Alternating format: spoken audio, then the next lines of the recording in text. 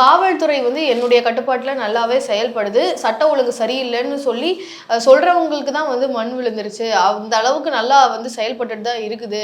ஆமாம், நல்லதாக செயல்படுது. ஆம்ஸ்ட்ராங் வந்து ஒரு தேசிய கட்சியினுடைய மாநில தலைவர், ஒரு ஒடுக்கப்பட்ட சமூகத்தினுடைய ஆளுமை. அவர் கொல்லப்பட்டது உங்கள் கட்சி உங்களுக்கு நல்லா தானே செயல்படும்.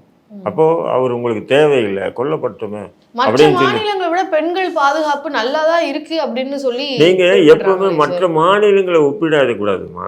நான் என்ன பெண்கள் சொல்கிறேன், பாதுகாப்பில் தமிழகம் சட்டம் ஒழுங்கு பிரச்சனை, எந்த சட்டம் ஒழுங்கு பிரச்சனை வந்தாவே மற்ற மாநிலங்களை ஒப்பிடுறது, எலக்ட்ரிசிட்டி பில்லை பற்றி பேசும்போது மற்ற மாநிலங்களை ஒப்பிடுறது, எல்லாத்தையும் மற்ற மாநிலங்களை ஒப்பிடுறதுன்னா அப்போ தமிழ்நாட்டுக்குன்னு ஒரு தனித்துவம் இருக்கா இல்லையா?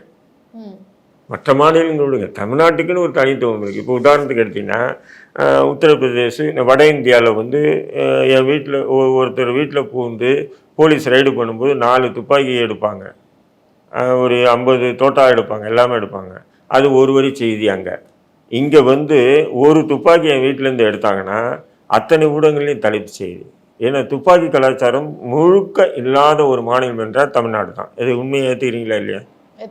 அப்போது மற்ற மாநிலங்களை இப்போ நாளைக்கு துப்பாக்கி கலாச்சாரம் கூட வந்துன்னா, ஆமாம் மற்ற மாநிலங்களை ஒப்பிடும்போது தமிழ்நாட்டில் கம்மி தானேங்க அப்படின்னு சொல்லி முதல்வர் சொல்லுவாரா? நான் கேட்குறேன்.